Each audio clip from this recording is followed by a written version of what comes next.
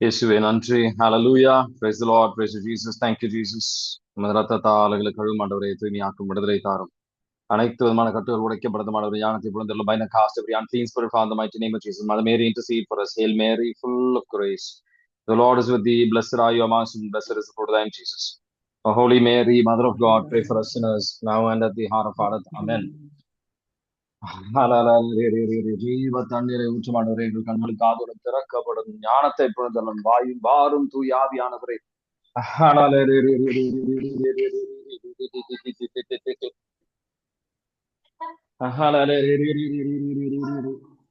Hallelujah. Praise the Lord. Praise you, Jesus. Thank you, Jesus. Hallelujah. இன்னைக்கு வந்து திருப்பாடல் திருப்பாடல் 37வது அதிகாரம். நம்ம 47வது அதிகாரம். அதுல முக்கியமா வந்து 7வது வசனத்தை வந்து நம்ம சிந்திப்போம். வாசிக்கிறீங்களா? 47:7. ஏனெனில் கடவுளே அனைத்துலகின் வேந்தர், அருட்பா தொடுத்து புகழ் பாடுங்கள். ஆமீன். இது யாரு புகழ் பாடுகின்றார்கள்? எல்லா தேசமும் வந்து இங்க கடவுளை புகழ் பாடுகின்றார்கள் அப்படின்னு.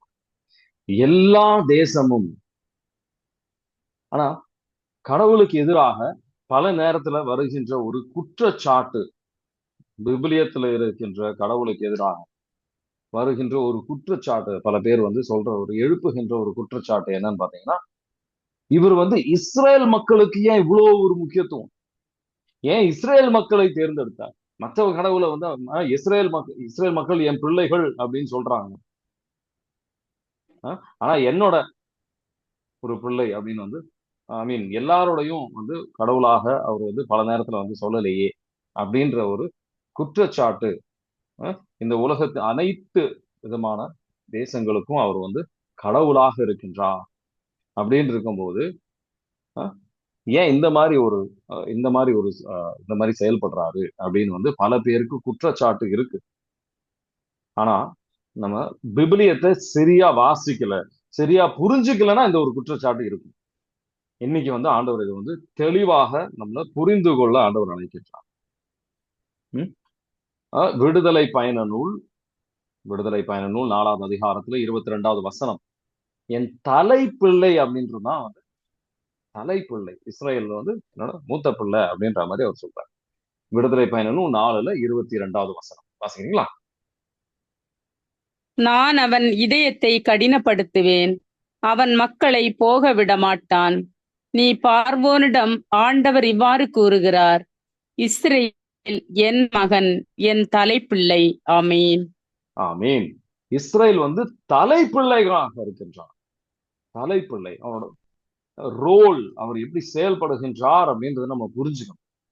ஒரு தலைப்பிள்ளையாக இருக்கின்றார். ஒரே பிள்ளை அப்படின்றது கிடையாது, தலைப்பிள்ளையாக இருக்கின்றார்.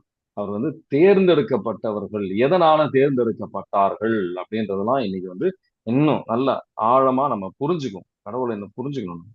இணைச்சட்ட நூல் 7வது அதிகாரம் 6-8. அவங்க தூய்மையான மக்களாக இருக்கணும்னு சொல்லி அழைக்கப்படுகின்றார்கள். அவங்க நல்லவர்களாக இருந்ததுனால கிடையாது, அவங்க வந்து அதிகமான மக்களாக இருந்ததுனால கிடையாது. எதனால அப்படின்னு சொல்லி இதுல போட்டிருக்கு. இணைச்சட்ட நூல் 7வது அதிகாரம் 6-8 வாசிக்கிறீங்களா?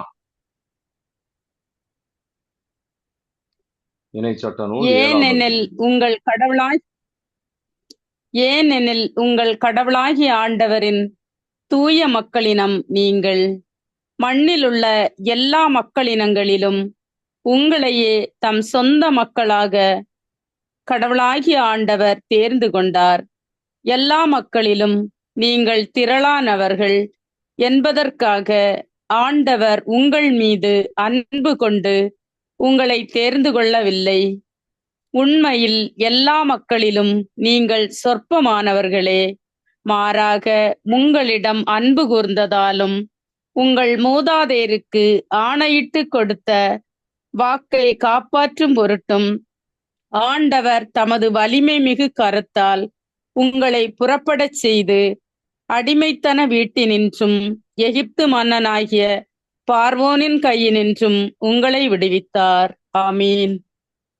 ஆமீன். அவங்க நிறைய எண்ணிக்கையில நிறைய பேரா இருந்தாங்க. வேற அந்த மாதிரி காரணங்கள்லாம் இந்த உலக சார்ந்த காரணங்கள் கிடையாது. ஆண்டவர் இஸ்ரவேலை தேர்ந்தெடுக்கப்பட்டது அதனால அவரு அன்பாக இருப்பதனாலையும், அவரு அப்ரஹாம், ஈசஹாக்கு, யாக்கோபுக்கும் செய்த வாக்கு தத்தத்தின் அடிப்படையில். அப்ப நம்ம சிந்திப்போம், எதுக்கு அப்ரஹாமை தேர்ந்தெடுத்தார், எதுக்கு இசஹாக்கை எதுக்காக யாக்கோபை? அப்ரஹாமை தேர்ந்தெடுக்கிறதும் அவரும் எப்படி தேர்ந்தெடுக்கப்பட்டார், என்ன மாதிரி ஒரு நபராக இருந்தார்? தொடக்க நூல் 12வது அதிகாரம் 1-3 எடுத்து வாசித்து பாருங்க. உன் தேசத்தை விட்டு நீ செல்லு அப்படின்ற. அவன் ஒரு பெரிய ஒரு தேசமாக மாற்றுகின்றேன். கீழ்ப்படுகின்ற ஒரு உள்ளம் இருக்கின்ற நபர்களை ஆண்டவர் தேடுகின்றார். அப்ரஹாமுக்கு அந்த கீழ்ப்படுகின்ற ஒரு உள்ளம் இருந்தது. அவரு எவ்வளவு ஆண்டவர் செய்யற எது சொன்னாலும் செய்யறது கீழ்ப்படுகின்ற ஒரு உள்ளம் இருந்தது. அவரும் சிலை வழிபாடுல இருந்தவர் தான். அவரும் வேற இனத்தாராக இருந்தவர் தான். அவர் தூயவராக, ஆண்டவர் தூய்மையாக மாற்றுகின்றார், விசுவாசமான ஒரு நபராக மாற்றுகின்றார். ஆழத்துல விசுவசிக்கின்றது நபராக மாற்றுகின்றார். தொடக்க நூல் 12வது அதிகாரம் 1-3 வாசிக்கிறீங்களா? ஆண்டவர் ஆபிரகாமை நோக்கி, உன் நாட்டிலிருந்தும் உன் இனத்தவரிடம் இருந்தும் உன் தந்தை வீட்டிலிருந்தும் புறப்பட்டு நான் உனக்கு காண்பிக்கும் நாட்டிற்குச் செல். உன்னை நான் பெரிய இனமாக்குவேன், உனக்கு ஆசி வழங்குவேன், உன் பெயரை நான் சிறப்புறச் செய்வேன், நீயே ஆசியாக விளங்குவாய். உனக்கு ஆசி கூறுவோர்க்கு நான் ஆசி வழங்குவேன், உன்னை சபிப்போரை நானும் சபிப்பேன். உன் வழியாக மண்ணுலகின் மக்களினங்கள் அனைத்தும் ஆசி பெறும் என்றார். ஆமீன். ஆமீன். ஆண்டவர் இப்போ ஜோஷுவாவின் புத்தகத்துல எல்லாம் எடுத்து பார்த்தீங்கன்னா, அவர் சிலை வழிபாடு செய்து கொண்டிருந்த ஒரு நபராக இருந்தார் அப்படின்றது நீங்க புரிஞ்சுக்கலாம். ஜோஷுவாவின் புத்தகத்துல ரொம்ப தெளிவாக அது போட்டிருக்கு. அவரு சிலை வழிபாடு. அப்ரஹாம் யாரு? வேற ஒரு தேசத்துல இருந்து. ஏன்னா ஒரு நபரை எடுத்து அவரு தூய்மைப்படுத்தி, நம்ம குடும்பத்துல கூட இருக்கும், நம்ம ஒரு நபரை எடுப்பார், அவர் தூய்மைப்படுத்துவார், இயேசு ஆண்டவரை போல் மாற்றுவார், அவர் நம்மளை பயன்படுத்துவார். அங்க உப்பாக ஒளியாக இருக்க அந்த குடும்பத்துல ஒரு ஆழமான மாற்றத்தை அவர் கொண்டு வருவார். அப்ரஹாம ஒரு நாள் 2 நாள் அந்த மாற்றம் வந்துதான் இல்ல, 25 வருஷம் ஆச்சு. அதனால நம்ம அவரோட எந்த அளவுக்கு ஒத்துழைக்கின்றோமோ அந்த அளவுக்கு நம்ம அந்த மாற்றத்தை நம்ம குடும்பத்தில், நம்ம சமூகத்தில் நம்ம அதை பார்க்கலாம். எவ்வளவுக்கு நம்ம கீழ்ப்படுகின்றோமோ, அவர் சத்தத்தை புரிந்து நம்ம நடந்து கொண்டிருக்கின்றோமோ, அப்ப நம்ம அதை அனுபவிக்க முடியும். அப்ரஹாம் கீழ்ப்படிந்தான். எந்த அளவுக்கு அவர் விசுவாசத்திற்கு சென்றார் அப்படின்னு சொன்னா, ஹெப்ரேயர் 11வது அதிகாரம் 17-19 வரைக்கும் வாசிப்பாரு. என்னோட ஐசக் அப்படின்ற மகனை நான் எந்த அளவுக்கு நேசிக்கிறேனோ அதை விட கடவுள் அதிகமா நேசிக்கின்றார் அப்படின்னு ஆழமான ஒரு விசுவாசம். நான் பலியாக கொடுத்தாலும் உயிர்த்தெழுதலுக்கு வல்லமையான கடவுள் நம்ம கடவுள் அப்படின்னு அவர் ஆணித்தனமாக விசுவசித்தார். ஹெப்ரேயர் 11வது அதிகாரம் 17-19 வாசிக்கிறீங்களா?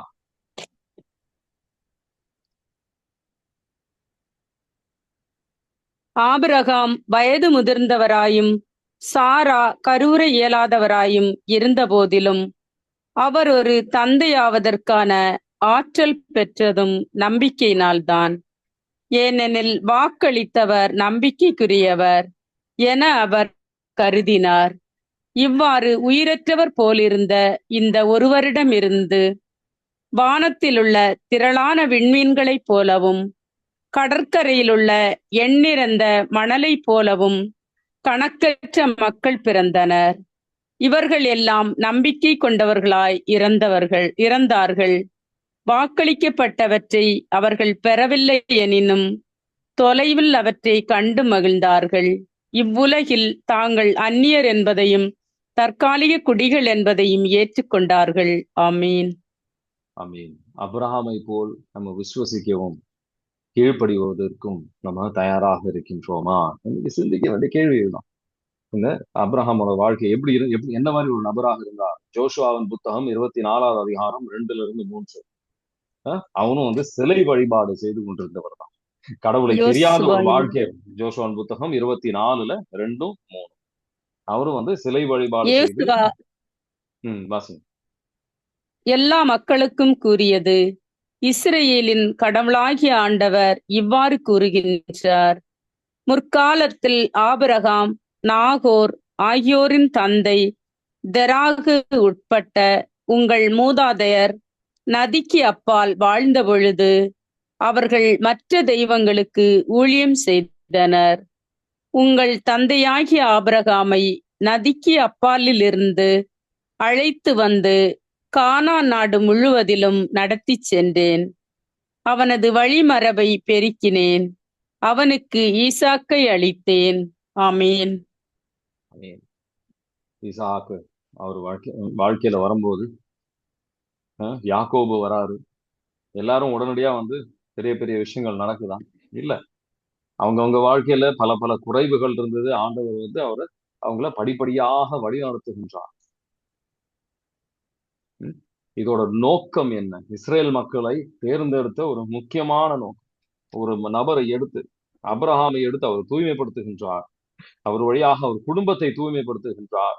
ஒரு சமூகத்தை தூய்மைப்படுத்த, ஒரு தேசமாக மாற்றி அவர் தூய்மையான ஒரு நபர்களாக இருந்து அவங்கள பயன்படுத்தணும் அப்படின்னு சொல்லி அவர் விரும்பினார். விடுதலை பயண நூல் 19வது அதிகாரம் 5வது வசனம் 6வது வசனம் எடுத்து வாசி பாருங்க. எல்லா தேசத்திலிருந்தும் ஒரு உடன்படிக்கையை கொடுத்து தேர்ந்தெடுக்கப்பட்ட காரணம், இந்த மக்கள் கடவுளுக்காக ஒரு குருத்துவ குலமாக இருக்கணும்னு சொல்லி கடவுள் விரும்பினான்.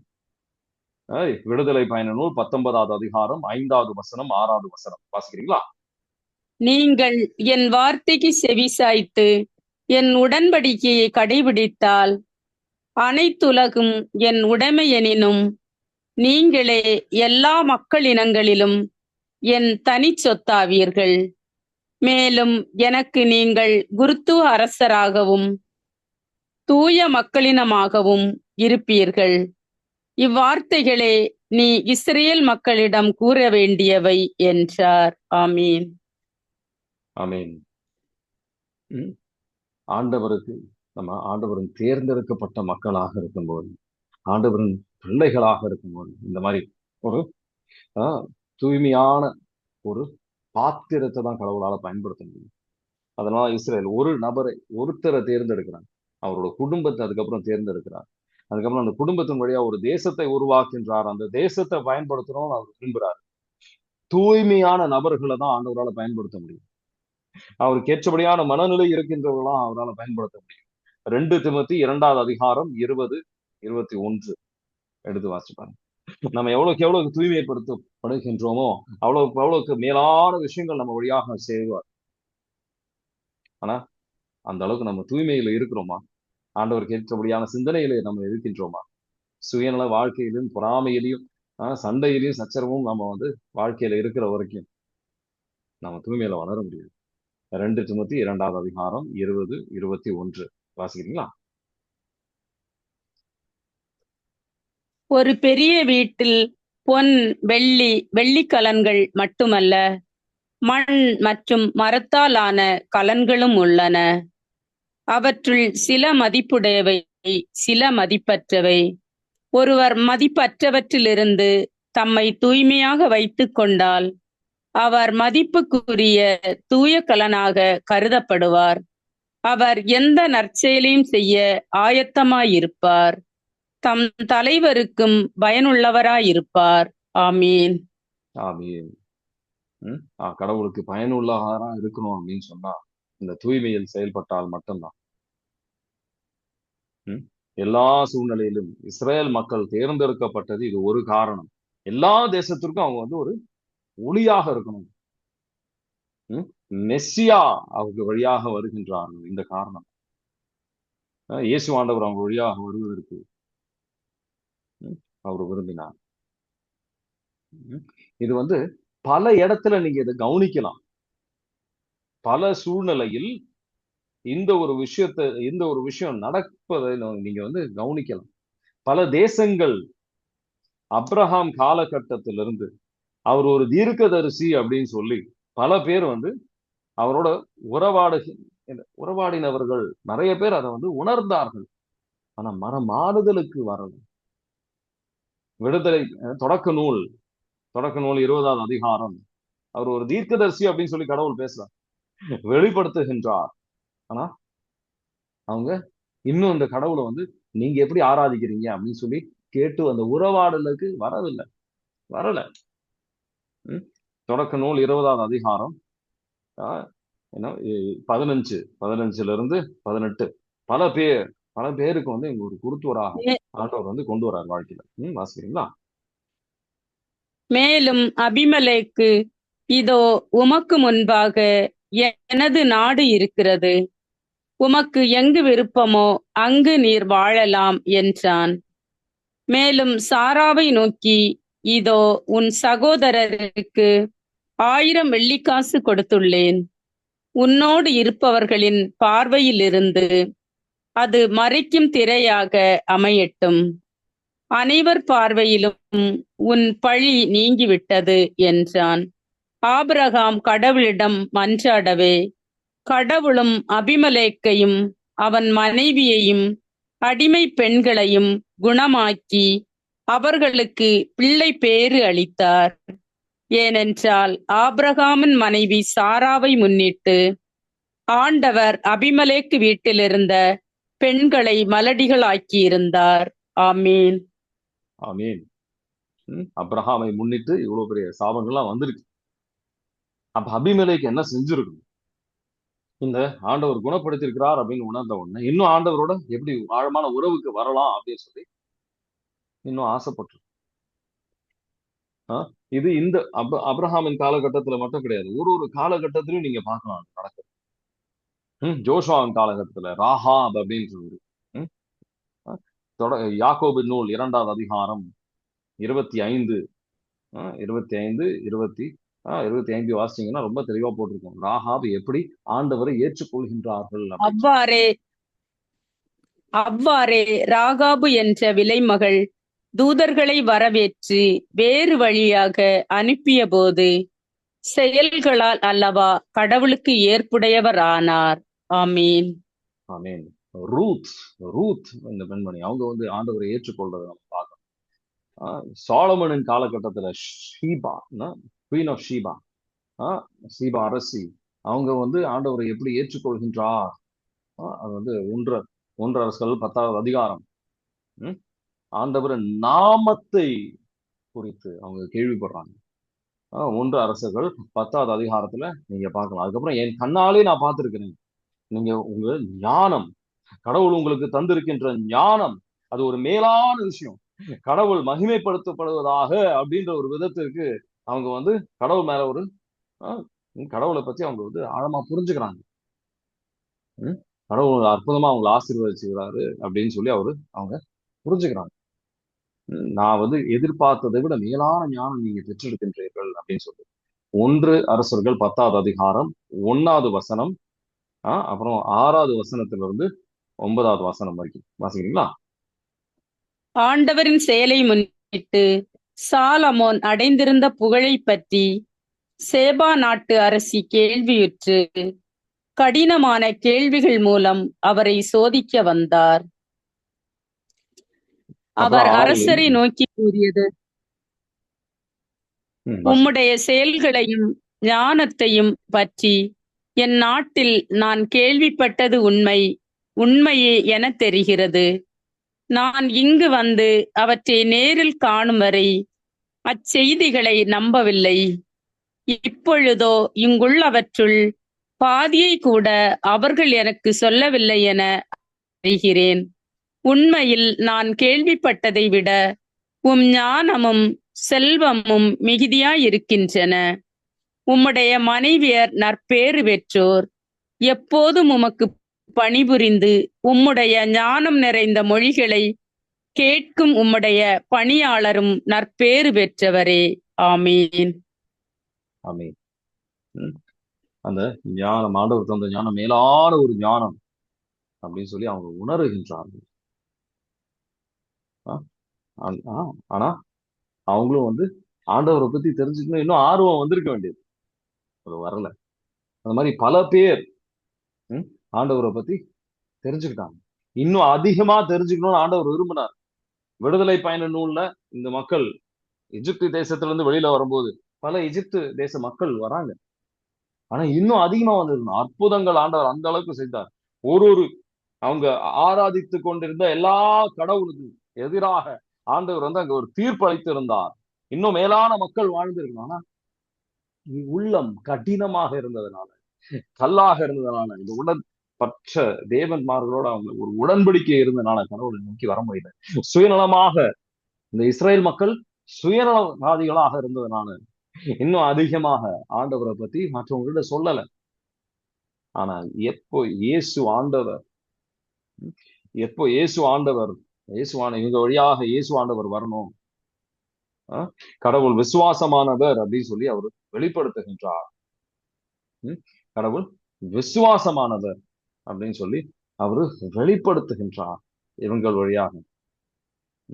அப்ப நம்ம யோசிக்கலாம், மத்த மத்த என்ன சொல்ற தேசத்துல இருந்து வந்தவர்கள், சோ மத்த தேசத்துல இருக்கிறவங்க, கடவுளை தெரியாதவர்கள், கடவுளை தெரியாதவங்க, அவங்க வந்து பாவம் செஞ்சிருந்தாங்கன்னா அவங்க வந்து விண்ணகத்துக்கு போவாங்களா, நரகத்திற்கு போவாங்களா கடவுளை தெரியறதுக்கு முன்னாடி? இப்ப யோனா இது சொல்றது இதை பத்தி பேசுறதுக்கு முன்னாடி யோனாவின் காலகட்டத்தில் அந்த ஒரு நாட்டு, அந்த ஒரு நகரம் அழிவு வருகின்ற ஒரு சூழ்நிலைக்கு வரும்போது கடவுள் வந்து அவங்க எப்படி வேணா போகட்டும் அப்படின்னு சொல்லி எல்லாம் விடல. யோனாவை அழைக்கின்றார். அவங்க வந்து அந்த ஒரு மனமாறுதலுக்கு வரணும் அப்படின்னு சொல்லி அவர் விரும்புகின்றார். ஒரு பாவியின் இழப்பு கூட கடவுள் விரும்புவது கிடையாது. அது கடவுள் மாறாதவர். அந்த காலகட்டமா இருக்கட்டும், இந்த காலகட்டமா இருக்கட்டும், எல்லா காலகட்டத்திலையும் ஒரு பாவியின் இறப்பை கூட கடவுள் விரும்புவது கிடையாது. எல்லாருமே கடவுள் அன்பானவர். அவர் அன்பில் தான் நம்மளை உருவாக்கின்றார் அப்படின்றத புரிந்து கொள்ள ஆண்டவர் அழைக்கின்றார். யோனாவின் புத்தகம் 1வது அதிகாரம் 1வது வசனம் 2வது வசனம், 40 நாள் இது அழிஞ்சிரும், அவங்களுக்கு போய் அதை சொல்லு அப்படின்னு சொல்லி ஒரு எச்சரிக்கை ஆண்டவர் வந்து எல்லாம் சொல்லி, சோடோம் குமோரா காலகட்டத்தில இருந்து எல்லாருக்குமே வந்து பாவத்தில் இருக்கின்றவர்களாக இருக்கட்டும், கடவுளை தேடுகின்றவர்களாக இருக்கட்டும், எல்லாருக்குமே வந்து அந்த எச்சரிக்கை ஆண்டவர் கொடுத்திருக்கிறாரு. அவர் அந்த அழைத்துதலை வந்து அவங்க பெற்றிருக்கின்றார்கள். வாசிக்கிறீங்களா? யோனாவின் புத்தகம் 1வது அதிகாரத்துல 1-2. அமித்தாயின் மகன் யோனாவுக்கு ஆண்டவரின் வாக்கு அருளப்பட்டது. அவர், நீ புறப்பட்டு நினிவே மாநகருக்கு போய் அதற்கு அழிவு வரப்போகிறது என்று அங்குள்ளோருக்கு அறிவி. அவர்கள் செய்யும் தீமைகள் என் முன்னே வந்து குவிகின்றன என்றார். ஆமீன். ஆமீன். அவங்க மனம் மாறுகின்றார்கள். கடவுளுடைய இரக்கத்தை அவங்க புரிந்து கொண்டு மனம் மாறுகின்றாங்க. மனம் மாறுகின்றவர்கள் ஆண்டவர் வந்து அவர் வந்து தண்டிக்க மாட்டார். அவர் ஏற்றுக்கொள்கின்ற மனப்பான்மை. தொடக்க நூல்ல இந்த சோதோம் குமோரா அழிவதற்கு முன்னாடியே அவங்களுக்கும் அந்த எச்சரிக்கை வந்திருக்கு. விபிலியத்தை வாசித்தா நீங்க பார்க்கலாம். தொடக்க நூல் 14வது அதிகாரம் 1-2 எடுத்து வாசி பார்த்தாவே உங்களுக்கு புரியும். அரசர்கள் அங்க போர் வரும். சோதோம் குமோரால இருக்கிற எல்லா மக்களையும் வந்து அவங்க கூட்டு போயிடுவாங்க. அவங்க வந்து அழிவுக்கு உள்ளாகின்றார்கள். இதெல்லாம் அழிவுக்குரிய விஷயங்கள் அப்படின்னு சொல்லி வெளிப்படுத்துகின்றார் கடவுள். ஆனா அதெல்லாம் அவங்க புரிஞ்சுக்கல. அதுக்கப்புறம் உண்மையான ஒரு அழிவு வருகின்றது. பாவப்பட்ட ஒரு நபர்களும் அதுல இல்லை. அந்த அழிவு வந்தது அப்படின்றது அவங்களுக்கு ஒரு தக்க ஒரு தண்டனை தான் அப்படின்னு சொல்லி அப்ரஹாம் கிட்ட கடவுள் வந்து அந்த ஒரு வாதாடும் போது நமக்கு புரியும். தொடக்க நூல் 14வது அதிகாரம் நம்ம வாசிக்க தேவையில்லை, நேரம் இல்லை. முக்கியமான விஷயங்கள் என்றது இதுதான். ஆண்டவர் இரக்கமானவர். ஒரு நபரும் அழிவுக்கு உள்ளாகணும் அப்படின்னு சொல்லி ஆண்டவர் வந்து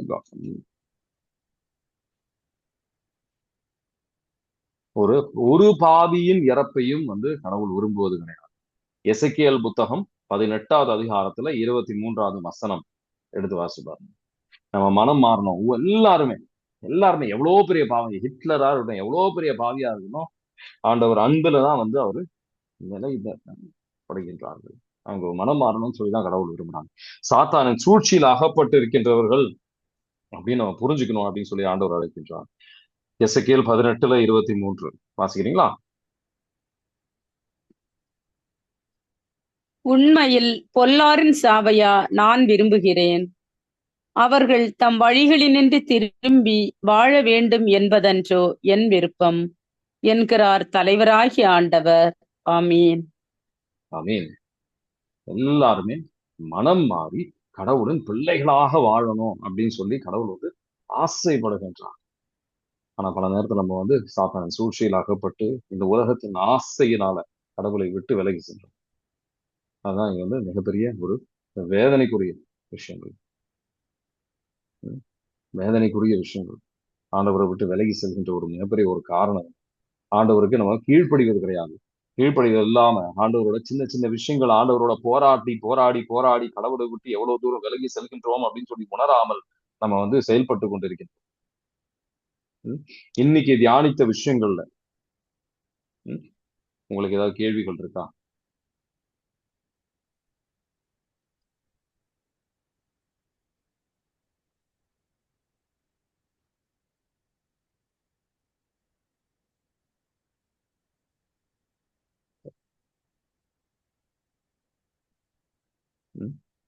ரோமியருக்கு எழுதிய திருமுகம் 2வது அதிகாரம் 12-14 அதை எடுத்து வாசித்து பார்த்தீங்கன்னா, எந்த தேசத்துல இருந்திருந்தாலும் ஆண்டவருக்கு ஏற்றபடியான உள்ளத்துல ஆண்டவர் நம்ம உள்ளத்தில் ஒரு சட்டத்தை எழுதியிருக்கிறார்.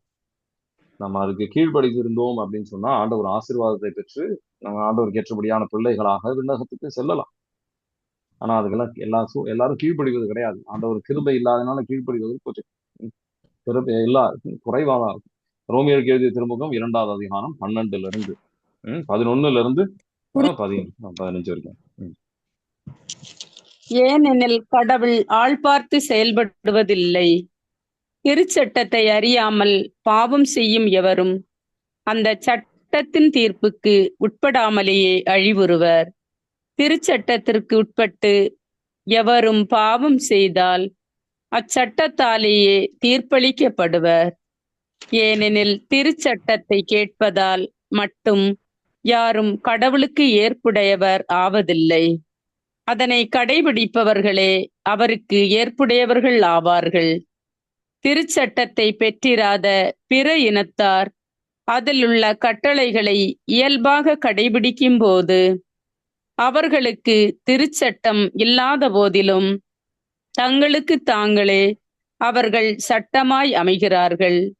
திருச்சட்டம் கற்பிக்கும் ஒழுக்க நெறி தங்கள் உள்ளத்தில் எழுதப்பட்டிருக்கிறது என்பதை அவர்கள் தங்கள் நடத்தையில் காட்டுகிறார்கள். அவர்களது மனச்சான்றே இதற்கு சாட்சி.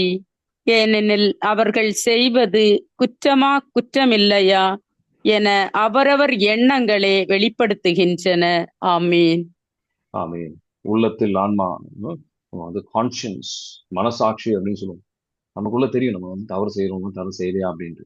ஆனா ஒரு வாட்டி அந்த மனசாட்சிக்கு எதிராக செயல்பட்டோம் அப்படின்னு சொன்னா நமக்கு அதுக்கப்புறம் மனசாட்சி குத்தாது. ஆண்டவர் சொல்றார், இன்னைக்கு ஆண்டவருக்கு ஏற்றபடியான நபர்களாக வாழ்வதற்கு 2 திமோத்தி 2வது அதிகாரம் 15வது வசனம். 2 திமோத்தி 2:15 ஆண்டவர் வந்து வாக்குத்தத்தத்தை இந்த வசனத்தை வைத்து ஜெபி. 2 திமோத்தி 2:15 வாசிங்களா? நீ கடவுள் முன் ஏற்புடையோனாக நிற்க முழு முயற்சி செய். உண்மையில் வார்த்தையை நேர்மையாய் பகுத்து கூறும் பணியாளனாகிய நீ வெட்கமுற வேண்டியதில்லை. ஆமீன். ஆமீன். மனத்தால் எங்களுக்கு எழுதும் ஆண்டவரை தூய்மையாக்கும் விடுதலை தாரும். அனைத்து விதமான கட்டுகள் உடைக்கப்படுத்தும் மனதில் இருக்கின்ற கட்டுகள், இதயத்தில் இருக்கின்ற கட்டுகள் உடைக்கப்படுத்தும் ஆண்டவரே. எல்லா சூழ்நிலையிலும் நீங்க அன்பாக இருக்கின்ற, அன்பில் செயல்படுகின்றீர்கள். கடந்த காலமா இருக்கலாம், நிகழ்காலமா இருக்கலாம், நெடுங்காலமா இருக்கலாம், எல்லா சூழ்நிலையும் மாறாதவராக இந்த வாழ்க்கையில் இருக்கின்றீர்கள் நான் விசுவசிக்கின்றோம். உங்களுக்கு ஏற்புடைய நபர்களாக மாற உங்க வார்த்தைக்கு ஏற்றபடியாக நடக்கின்ற எல்லா சூழ்நிலை நடக்கின்ற பிள்ளைகளாக மாற்றமானவரை அனைத்து விதமான கட்டுகள் உடைக்கப்படட்டும். எங்கள் உள்ளிலும் எங்கள் குடும்பத்தில் இருக்கின்ற எல்லா கட்டுகளும் நீங்கட்டும் ஆண்டவரே. Receive the peace of Christ in the name of Jesus we pray. Amen. God bless you. Have a nice day. Thank you.